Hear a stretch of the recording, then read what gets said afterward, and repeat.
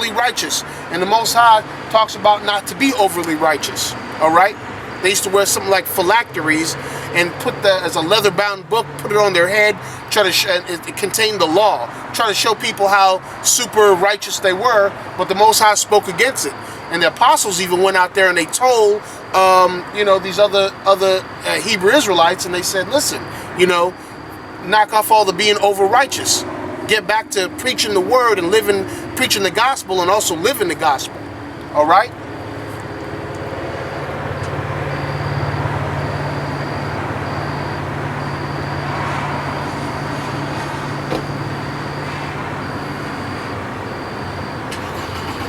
All right, let's get some more scriptures.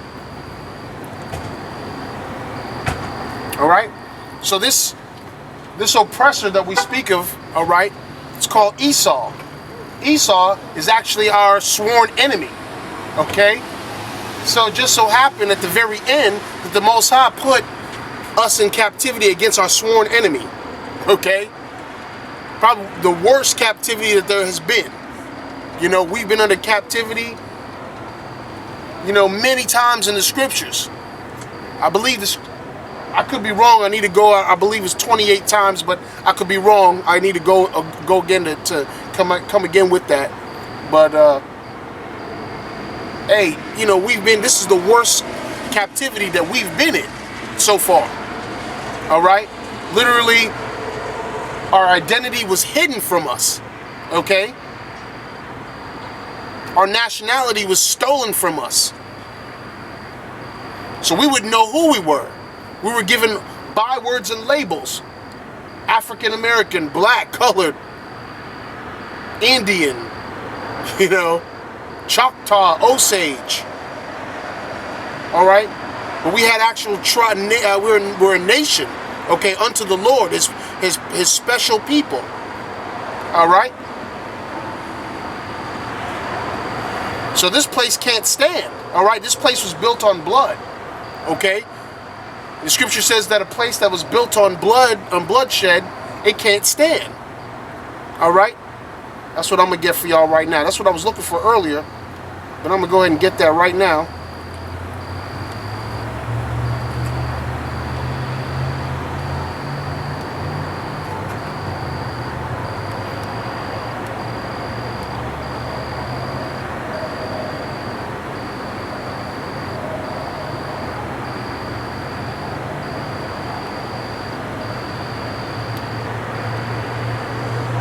People are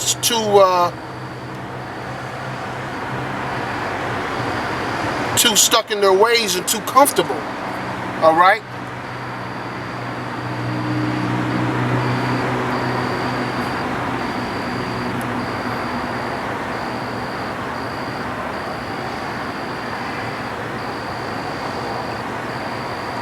All right.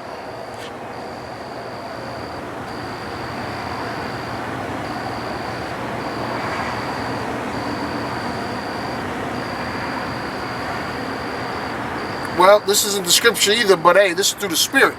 This is Numbers chapter 35, verse 33.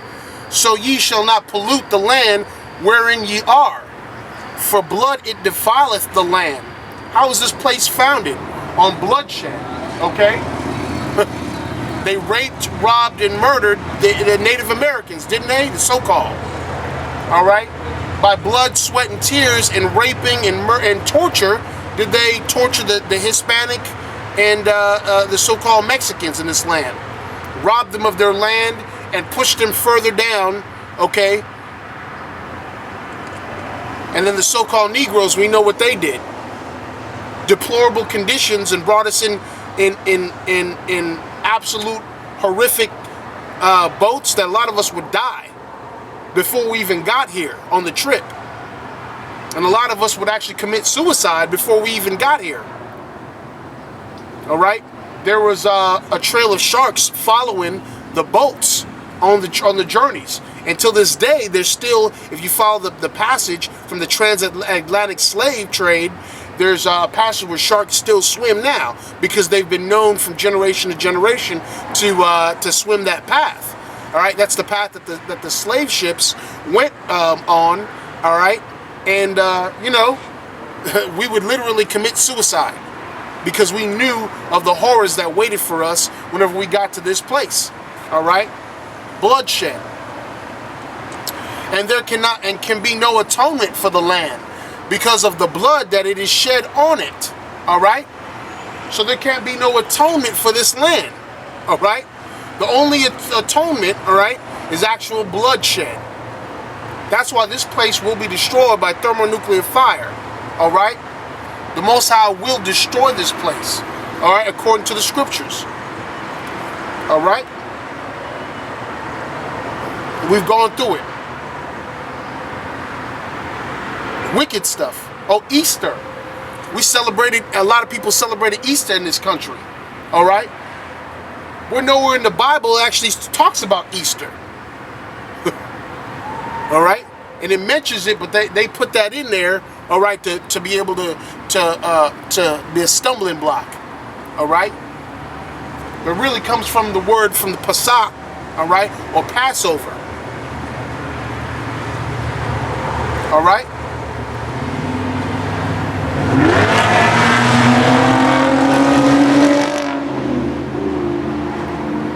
Let's get the destruction of this place.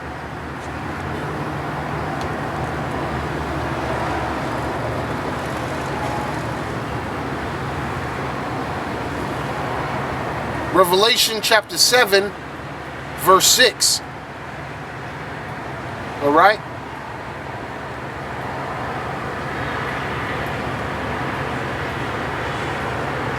Salakia, Revelation chapter 17, verse 6.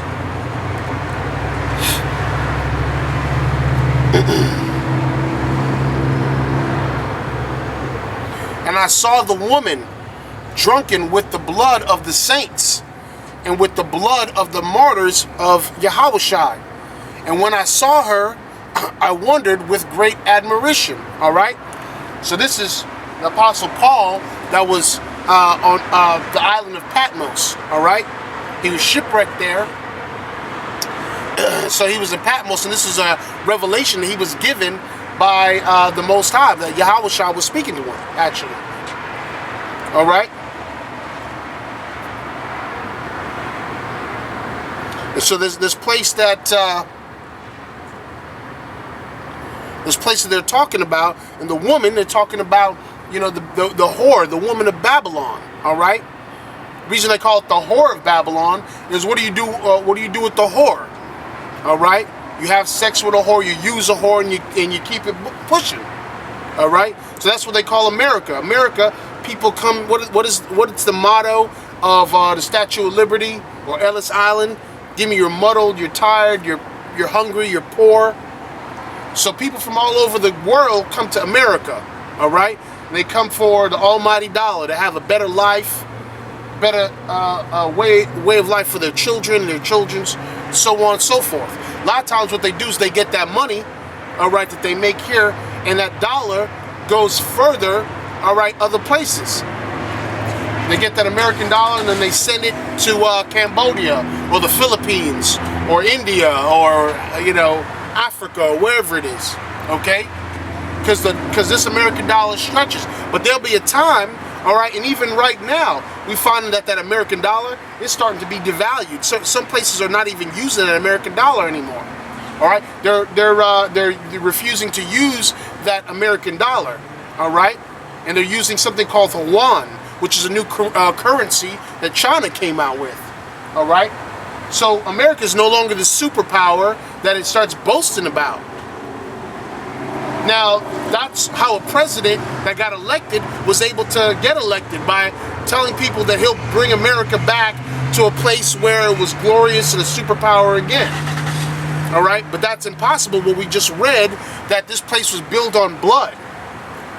There is no remedy for a place that's built in blood. It has to be destroyed. Okay? So that's it. And so the so-called Negroes, Native Americans, and Hispanics are waiting for the Most High to come back, all right, and to get us out of this land, out of this captivity, all right? This place called Babylon. Babylon goes to a word means Babel, means confusing. This is a land of confusion. You got people like Caitlyn Jenner. Don't know what sound like a man, still look like a man, 70-something-year-old white man, right? Chopped his rod off, now want to be a woman. How confusing is that? Now you got to go share a bathroom with a tranny, all right? Somewhere you walk in, you see a guy got a skirt on and a wig, but he's pissing at the urinal. Kind of madness, that's called confusing. You want your children to go in that bathroom right next to him? Daddy, what's that? What's going on? Mommy, what's that? What's that? Why is that woman standing up, taking a leak right there at the urinal? This is called a land of confusion. All right, and the Most High speaks against that, and this place will be destroyed according to the Scriptures. All right, because there's never been any type of rescue or any type of payback for the crimes that this place has committed. All right? This place has committed the worst atrocities. Bloodshed. I have a question. Rape and robbery. I have a question. Yeah. Galatians 3:28. Galatians 3:28. What does that mean to you? Go ahead, read it. You came up here. I don't need to read it. I know what it means. You don't need to read it? Well, go ahead. I've already read it. You tell me. me. Let me ask you a question. Let me ask you a question. Go ahead. You're the one out here preaching, so I'm asking you. I'm coming to you. I'm asking you what it means to you. Why don't you read it? You just came up here almost an attack. What you think? I got every scripture memorized in the Bible? Man, use some common sense, man. I'm a grown man. Listen, let me ask you a question. Let me ask you a question. Are you a homosexual? Let me ask you a question. Are you black? You can't answer that question? No, I'm not black. No, I'm not black. You know what's black? That's a crazy question. This tripod's black. See, that's ridiculous. See, that's a ridiculous question. Now answer my question. Are you all? I just asked you a simple question. I asked you a simple question. It sounds like you are, right? In the spirit of the Most High. What you mean? First of all, I knew how. You know how I knew? This is how it is. When I started speaking about this country and about specifically the law, statutes, and commandments that the Most High has set upon His people to keep, I realized I realized when you got out your car and started getting closer and closer. So obviously that touched a nerve. So the Spirit started letting me know that this guy's got a problem with any type of homosexuality. So if you want to get Galatians, we can get Galatians. But first, hold on. First off, what was your question? You had how many questions you were asking? What does it mean to you? Well, let's get to Galatians. Let's read the verse Well, why don't you start reading it since you picked the scripture out to go ahead and give to me. Then I got a scripture for you. All right. I know exactly what scriptures why don't you tell me what the scripture was? You know what's the scripture? So what's the scripture I got for you? What's the scripture I got for you? I've heard all of them. Let me just tell you something. Let me tell you something. Conversion therapy. Let me tell you something. The Most High, this place literally is the most sickening, the most disgusting, vile place on the planet. And actually, and what does that mean? That means that this place is called. Hold on. Do you believe in the Bible? Because you absolutely believe in the Bible. 100%. So if you believe in the Bible, does the Bible say that it is wrong for another man to lie down with another man? Bottom line. The Bible was written by men. The Bible was written by men, yes. But it's the inspired word of the Lord. That is very true. Do you believe in the Bible, or do you not believe in the Bible? I believe in the message of the Bible. You believe in the message of the Bible? Yes, the message of the Bible. So you could, but that doesn't make any sense. See, when a person asks you, well, do me a favor, because I believe the Bible this is for edification. Hold on, real quick. This is for listen. This is for edification. It seems like I'm just yelling out here when nobody's here. It doesn't matter. I'm actually talking to a camera, so actually I'm not just right. So I'm not just yelling to nobody. You've heard of YouTube, right? So actually, it's not anybody, all right? When you have subscribers and followers and people and other people that need to be edified. So okay, good. So I'm not just yelling for but it doesn't matter. The scripture says, The scripture says, "Cry aloud and spare not." So what does that mean to you? What do these things mean that you're saying? Like, what do you mean by all this? It just obviously means that you don't believe what the scriptures. But let me just explain what it means to me. What it means to me, because I believe in the scriptures. I believe in the actual true inspired word of the Lord, whether you believe it or not. All right. So I could go into the scriptures, but it sounds like you might debate everything I say. I haven't. So really, to be honest with you, it's not really for you. It's not for me. So the scripture's it's not for you. So you're right, absolutely, because I can